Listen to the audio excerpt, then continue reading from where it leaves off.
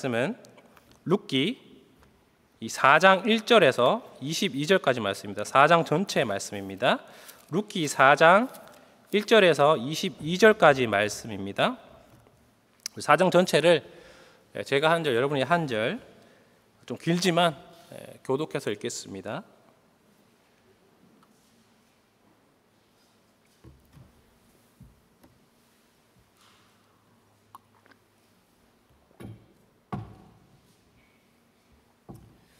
오늘까지 룻기를 다 살피고 다음 주부터는 또 사도행전을 시작하겠습니다.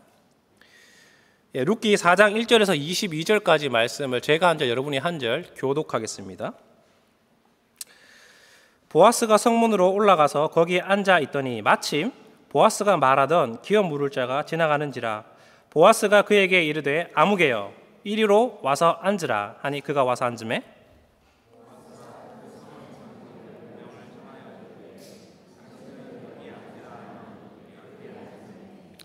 보아스가 그 기업 물을 자에게 이르되 모압 지방에서 돌아온 나오미가 우리 형제 엘리멜렉의 소유지를 팔려 함으로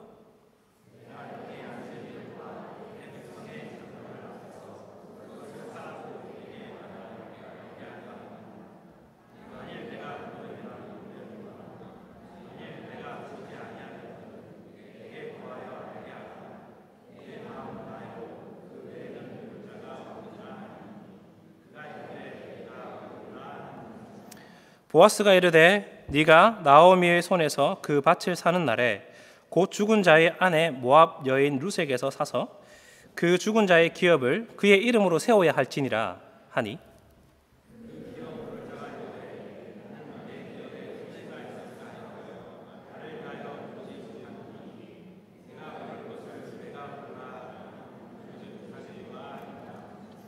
옛적 이스라엘 중에는 모든 것을 무르거나 교환하는 일을 확정하기 위하여 사람이 그의 신을 벗어 그의 이웃에게 주더니 이것이 이스라엘 중에 증명하는 전례가 된지라.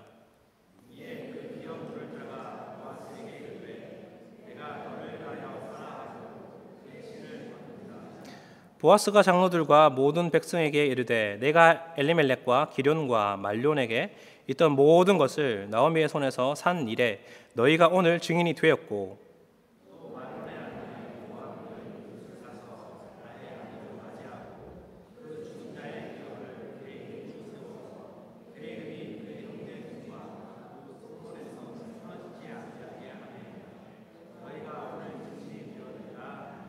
성문에 있는 모든 백성과 장로들이 이르되 우리가 증인이 되나니 여호와께서 내 집에 들어가는 여인으로 이스라엘의 집을 세운 라헬과 레아 두 사람과 같게 하시고 네가 에브라스에서 유력하고 베들레헴에서 유명하게 하시기를 원하며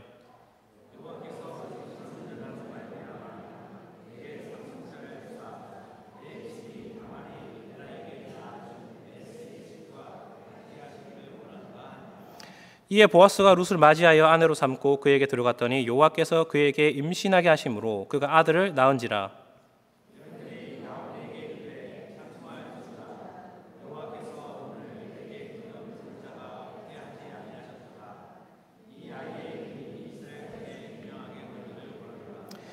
이는 네 생명의 회복자이며 내 노년의 복량자라. 곧 너를 사랑하며 7 아들보다 귀한 네 며느리가 낳은 자로다 하니라.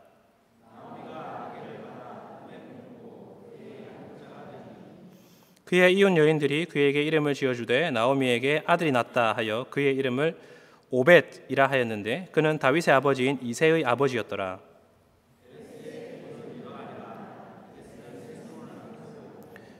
헤스론은 람을 낳고 람은 아미나답을 낳고 살몬은 보아스를 낳았고 보아스는 오벳을 낳았고 이새는 다윗을 낳았더라. 아멘.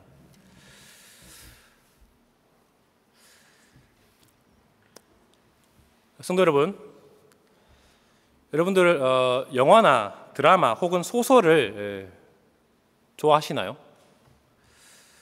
우리가 영화나 드라마나 혹은 소설을 읽을 때에 우리 성도님들은 어떤 결말을 좋아하십니까? 어떤 분들은 좀 슬픈 결말, 새드 엔딩을 좋아하실 수도 있고 또 어떤 분들은 좀 열린 결말을 좋아하실 수도 있겠습니다. 또 어떤 분들은 해피엔딩, 행복한 결말을 더 좋아하실 수도 있겠죠. 이번 여름에 우리는 주일 설교를 통해서 하나님의 말씀의 한 권인 이 룻기 이야기를 처음부터 끝까지 살펴보았습니다.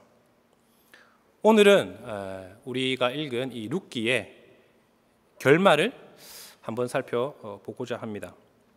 이 룻기는 과연 어떤 결말로 끝이 나게 될까요?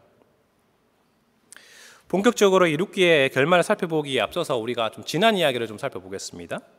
잠시 되짚어 보겠습니다. 남편 엘리멜렉과 함께 약속의 땅을 떠나 모압에서 생활하던 나오미, 그녀가 나오미가 모압에서 남편을 잃게 되고 또 두 아들을 잃게 됩니다. 그리고 며느리와 함께 베들레헴으로 다시 돌아오게 됩니다. 텅텅 비어 돌아온 나오미를 룻이 이삭 죽기를 통해서 보필을 합니다. 보살펴 줍니다. 그 가운데 보이지 않게 룻을 또 보아스에게로 인도하는 하나님의 손, 우연과 마침으로 인도하는 그 하나님을 우리는 살펴보았습니다. 나아가 룻은 이 이스라엘 백성보다 더 신실하게 하나님의 언약의 말씀을 지키며 보아스에게 의무를 아주 담담하게 요구하는 것을 우리가 지난 시간에 살펴보았습니다. 룻은 당당하게 보아스에게 기업 물을 자, 고엘의 의무를 다하라고 요구를 했습니다. 보아스는 하나님의 약속의 말씀에 근거하여 그렇게 요구하는 룻에게 날이 새고 아침이 되면은 구속자의 임무를 내가 다 하겠다라고 합니다. 구속자는 형제 중에서 자식이 없이 죽으면은 그걸 대신해서 자식을 낳게 해주는 사람도 구속자라고 부르고, 또 형제 중에서 어떤 사람이 밭을 다 팔아서 소유가 없게 되면은 그것을 나중에 친척직이나 형제들 중에서 다시 사서 주는 사람을 또 구속자라고 부르기도 합니다. 그 임무를 이 보아스에게 지금 룻이 행하라라고 요청을 하는 것입니다. 그러면서 이 보아스는 그렇게 하겠다고 룻에게 약속을 했습니다. 그리고 보리를 6번 되어서 룻에게 주었습니다. 이 6번은 성경에서 6이라는 숫자는 좀 잘 봐야 됩니다. 왜냐하면 이 7이라는 숫자는 완전수인데요, 이 6은 항상 모자라는 겁니다. 그래서 7이 돼야 되거든요. 6번 이렇게 되어줬다는 것은 아직까지 보아스가 룻에게 해야 할 것이 남아 있다는 것입니다. 룻이 완전하게 되기 위해서 보아스가 해야 할 것이 남아 있다는 뜻입니다. 그리고 날이 새기 전에 룻이 시어머니 나오미에게로 갑니다. 그러면서 있었던 일을 다 이야기해 주죠. 그리고 그 이야기를 듣고 시어머니인 나오미는 룻에게 이렇게 이야기를 합니다. 그 사람이 오늘 이 일을 성취하기 전에는 쉬지 아니하리라. 그것이 3장 마지막 절입니다. 3장 18절에 이에 시어머니가 이르되 내 딸아 이 사건이 어떻게 될기까지 앉아있으라. 그 사람이 오늘 이 일을 성취하기 전에는 쉬지 아니하리라 하니라. 그리고 이제 4장이 시작됩니다. 6번 보리를 되어준 이 보아스가 이제 7번째로 자기가 이루어야 할 것을 이루는 것이죠. 그야말로 나오미의 말대로 이 일을 이루기까지 쉬지 않는 이 보아스의 모습을 보여줍니다. 보아스가 어떻게 이루는지 한번 보실까요? 4장 1절에 보시면 아침이 밝자 보아스는 성문으로 올라가서 그곳에 앉습니다. 당시의 성문은 어떤 일을 공식적으로 확증하거나 재판을 하던 이 법정과 비슷한 장소였습니다. 그리고 그곳에 보아스가 갔을 때 또 마침 이 자기보다 먼저 기업 무르자가 된 사람이 지나갑니다. 보아스가 그를 부릅니다. 아무개야, 일로 와서 여기 좀 앉아라. 그리고 보아스는 10명의 장로들을 다시 불러서 그곳에 앉힙니다.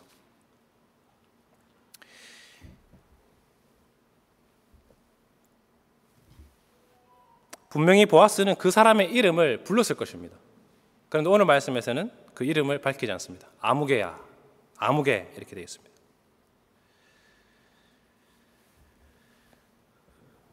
약간의 부정적인 평가를 이 사람에게 하고 있는데 왜 그런지는 우리가 뒤에서 좀 확인해 볼 수 있겠습니다. 자, 이제 10명의 장로들과 또 그 아무개가 앉아 있습니다. 보아스가 묻습니다. 아무개야, 3절을 보시면 모압에서 돌아온 나오미가 우리 형제 엘리멜렉의 소유주를 팔려고 한다. 자, 이 사실을 그에게 알려주고 그것을 살 것인지 물어봅니다.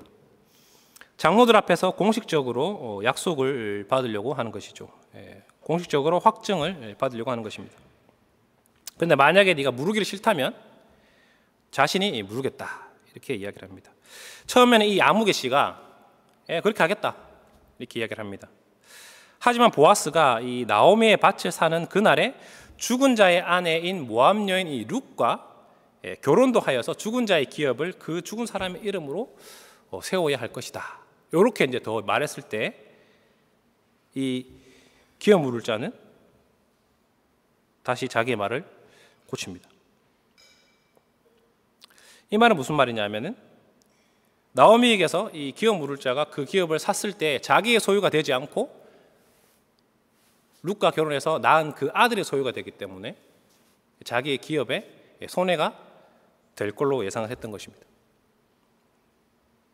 게다가 이방인 여자와 결혼해서 자신의 이름이 아니라 죽은 사람의 이름으로 그 기업을 유지를 해야 되기 때문에 처음에 이 아무개는 구속자가 된 사람은 이제 말을 바꿉니다. 6절을 보십시오. 기업 물을 자가 이르되 나는 내 기업에 손해가 있을까요? 나를 위하여 물으지 못하노니 내가 물으는 것을 네가 물으라. 나는 물으지 못하겠노라. 그러면서 그 증거로 자신의 신을 벗어서 자신의 권리와 자신의 의무를 보아스에게 넘겨줍니다.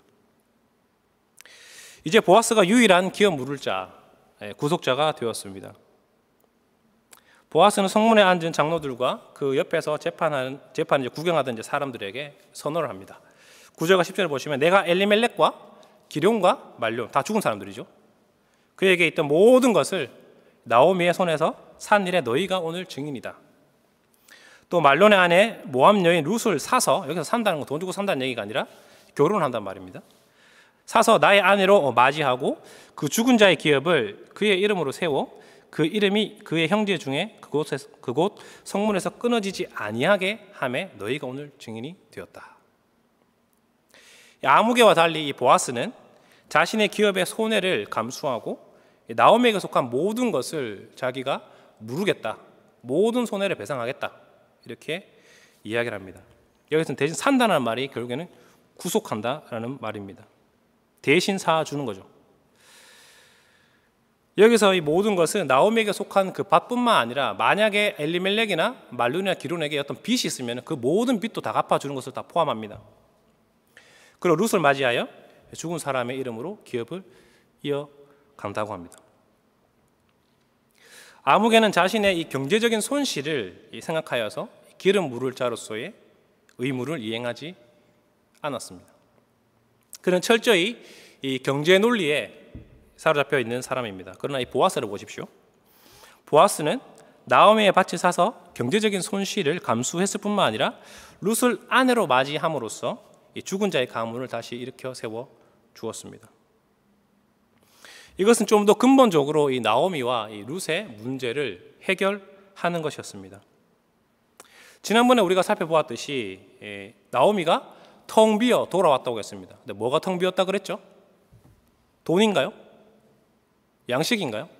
아니요. 나갈 때부터 이 나오미와 룻은 없었습니다. 무엇이 비어 돌아왔습니까? 남편과 자식이 죽었죠. 바로 남편과 자식입니다. 남편과 자식이 없기 때문에 이 나오미와 룻은 보호자가 없습니다. 그것이 근본적인 문제였습니다.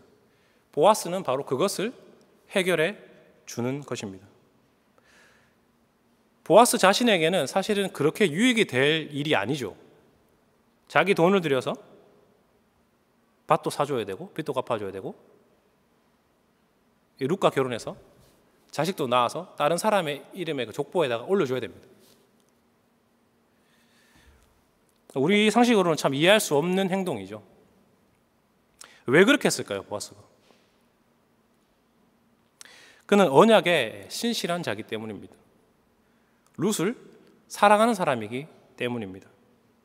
이 아무개는 자신의 경제 논리로 룻을 대했지만 보아스는 경제 논리가 아니라 언약의 신실함과 사랑으로 이 룻과 나오미를 대하고 있는 것입니다.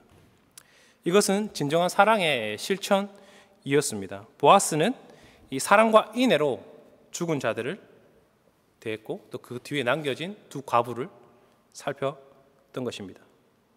아무개는 밭을 사겠다고 했다가 경제적인 논리로 따져서 손해가 크게 되었을 때 사랑과 인애를 포기했습니다. 그는 언약에 신실하지 않았습니다. 하나님의 말씀에 신실하지 않았습니다. 하지만 보아스는 사랑과 인애의 원리로 처음부터 끝까지 신실하게 이 나오미와 룻에게 대합니다. 그래서 룻기 저자는 이 아무개라고 부르는 것입니다. 왜 그랬을까요? 그가 경제적인 논리를 앞세워서 율법의 참된 정신인 사랑과 인애를 버렸을 때 그의 이름도 버림당한 것입니다. 보아스는 진정으로 하나님께서 그 백성에게 주신 언약을 기억하고 지키는 사람이었으며 그 정신에 따라서 룻을 진정으로 사랑했던 사람입니다. 우리가 흔히 사랑이라고 하면 좀 뜨거운 이 감정 그런 거 생각하시죠? 그러나 성경에서는 사랑이라고 했을 때는 이 감정을 단순히 말하는 게 아니라 약속에 신실한 것을 말합니다. 하나님 사랑이시죠. 왜 그렇습니까? 하나님 약속에 신실하시기 때문입니다. 그래서 보아스는 진정한 사랑을 하는 자입니다. 계속해서 우리 오늘 말씀을 보시면은 이 보아스의 모습을 보고 성문에 앉은 이 장로들과 이 백성들이 축복을 합니다. 11절과 12절을 보시면 우리가 증인이 되나니 여호와께서 내 집에 들어가는 여인으로 룻이죠. 이스라엘의 집을 세운 라헬과 레아 12지파의 어머니들이죠. 두 사람 갖게 하시고 네가 에브라스에서 유력하고 베들레헴에서 유명하게 되기를 원하며 여호와께서 이 젊은 여자로 말미암아 네게 상속자를 주사 내 집이 다말이 유다에게 낳아준 베레스의 집과 같게 하기를 원하노라. 이러한 백성들의 축복과 이러한 이 장로들의 축복은 모든 것이 합법적이고 바르게 진행되었다는 것을 보여줍니다. 또 모압 여인 룻이 이스라엘 집을 세운 두 여인과 같고 또 룻을 통해 태어나는 이 아이를 통해서 보아스의 집이 베레스와 같은 집이 되기를 원한다라고 합니다. 우리가 이 구절을 조금 더 잘 이해하기 위해서는 창세기 38장을 봐야 되는데요. 워낙 너무 기니까 한마디로 딱 요약하면은 이 다말이라는 여자는 끊어질 뻔한 이 유다 지파의 혈통을 이어지게 만든 사람입니다. 이게 중요합니다. 그러니까 이 룻을 통해서 끊어질 뻔한 이 한 가문을 이어지게 하는 그러한 여인이 되길 원한다라는 뜻이죠. 이제 보아스와 룻이 결혼해서 아이를 낳았습니다. 룻이 아이를 낳자 이번에는 이 이웃 여인들이 노래를 합니다. 14절을 보시면 찬송할지로다 여호와께서 오늘 네게 기업 물을 자가 없게 하지 아니하였도다. 이 아이의 이름이 이스라엘 중에서 유명하게 되기를 원하노라. 이는 내 생명의 회복자이며 내 노년의 복량자라. 곧 너를 사랑하며 7 아들보다 더 귀한 내 며느리가 낳은 자로다. 나오미가 아기를 받아 품에 품고 그의 양육자가 되니 그의 이웃 여인들이 그에게 이름을 지어주되 나오미에게 아들이 태어났다 하여 그의 이름을 오벳이라 하였는데 이는 다윗의 아버지인 이새의 아버지였더라. 룻이 아들을 낳은 것을 보고 이웃 사람들이 하나님을 찬송합니다. 처음에 이 사람들은 어떤 사람들입니까? 나오미가 돌아온 것을 보고 야 네가 진짜 나오미냐? 라고 노래하던 여인들입니다. 그 여인들의 노래가 하나님을 향한 찬송으로 바뀌었습니다. 14절을 잘 보십시오. 하나님께서는 나오미를 회복시켜 주시고 기업 물을 자가 없게 하지 아니하였다라고 하는데 오늘이라고 되어 있습니다. 오늘 기업 물을 자를 주셨다는 뜻이죠. 자, 그러면 이 기업 물을 자가 누구일까요?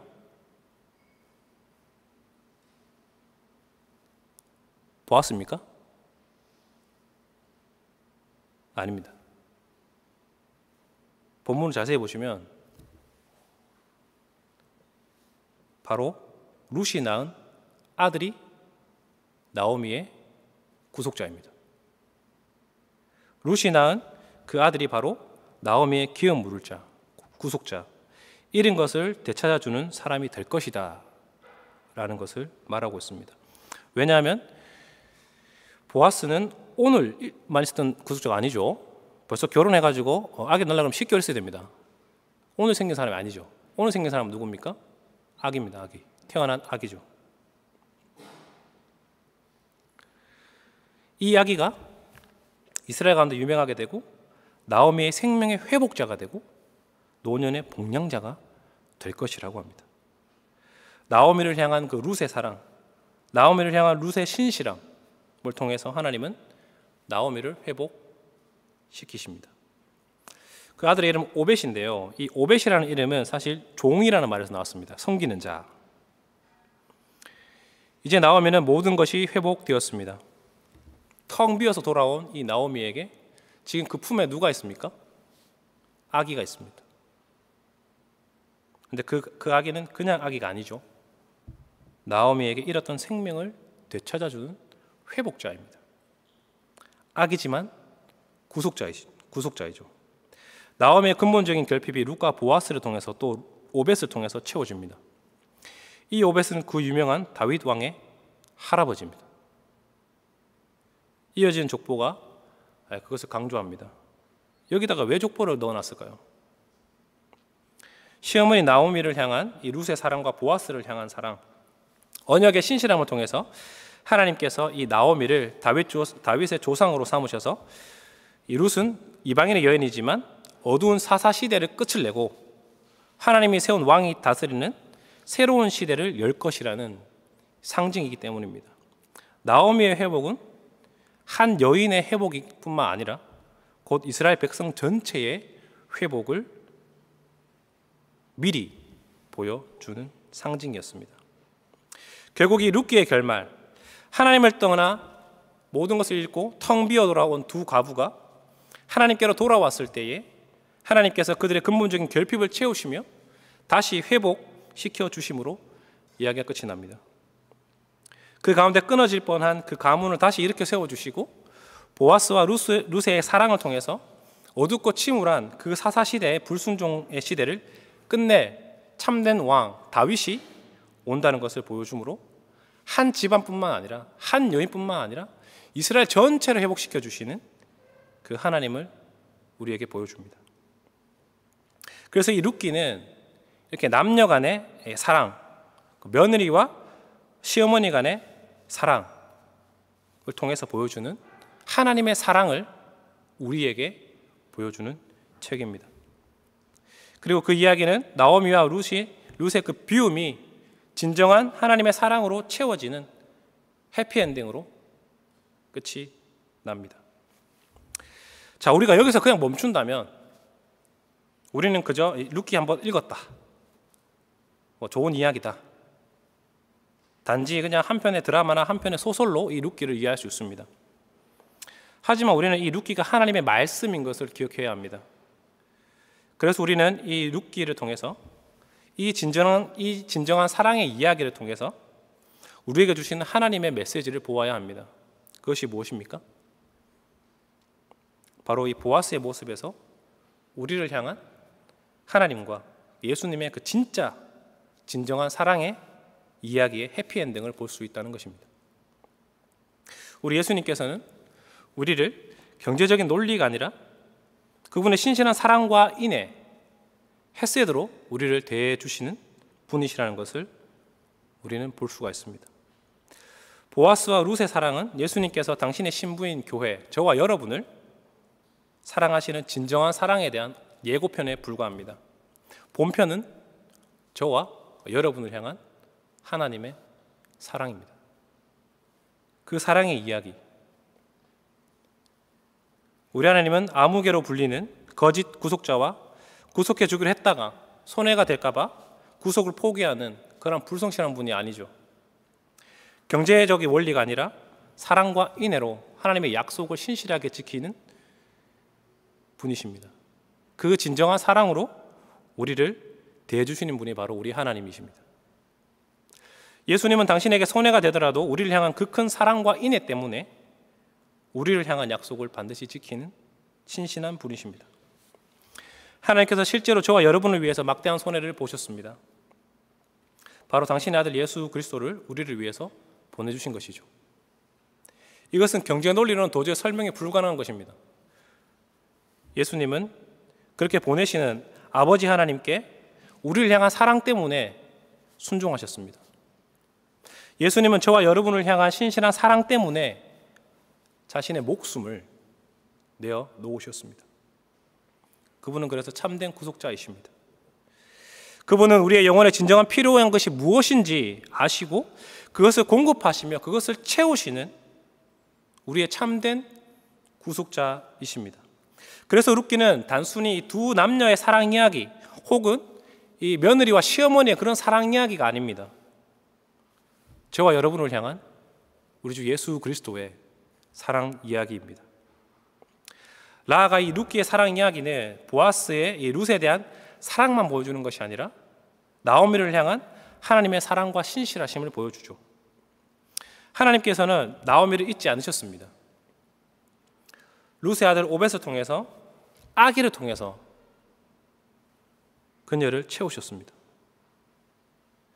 우리 하나님께서 나오미에게 하나님의 종 오벳을 통해서 채우시고 회복을 주셨듯이 이 땅에 나약해 보이지만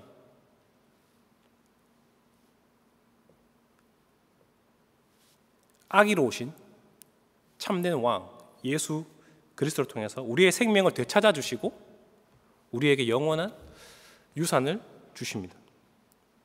이 놀라운 이야기, 이 놀라운 사랑의 이야기는 십자가에서 정점을 찍었습니다. 저와 여러분을 사랑하시는 하나님께서는 우리의 텅 비고 없는 것을 채우시기 위해서 아들을 십자가에 내어 놓으셨습니다. 우리에게 뭐가 없었습니까? 나오미에게 남편과 자녀가 없었듯이 우리에게 남편이 없었습니다. 우리의 보호자가 없었습니다.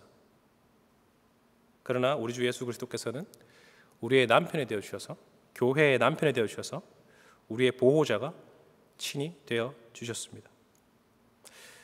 예수님의 그 십자가 때문에 우리는 잃었던 생명을 찾았고 하늘나라를 유업으로 받게 될 것입니다. 룻과 보아스의 사랑 이야기는 우리를 향한 하나님의 신실한 사랑의 작은 모형일 뿐입니다. 보아스가 룻에게 보여준 사랑과 신실함과 인애는 주님께서 우리를 향한 사랑과 신실함과 인애에 비하면 아무것도 아닙니다. 우리를 이렇게 사랑하시기 때문에 우리의 삶은 언제나 해피엔딩으로 결말지어질 것입니다. 주님은 끊어질 것 같이 연약하고 부서질 것 같이 위태하고 허무할 정도로 텅 빈 우리를 끝내 포기하지 않으시고 당신의 그 사랑으로 구원을 이루시는 그때까지 쉬지 않고 일하실 것입니다. 우리를 향한 이 끝없는 사랑을 기억하시고 그 사랑에 감격하고 그 사랑을 누리며 절망 가운데서도 결국 우리의 삶이 하나님의 사랑 때문에 해피엔딩으로 결망지어질 것을 기억하시기 바랍니다. 그래서 그 사랑으로 텅 빈 우리의 가슴이 채워지고 늘 충만한 저와 여러분이 되시길 바랍니다. 아멘. 우리 하나님의 말씀을 기억하며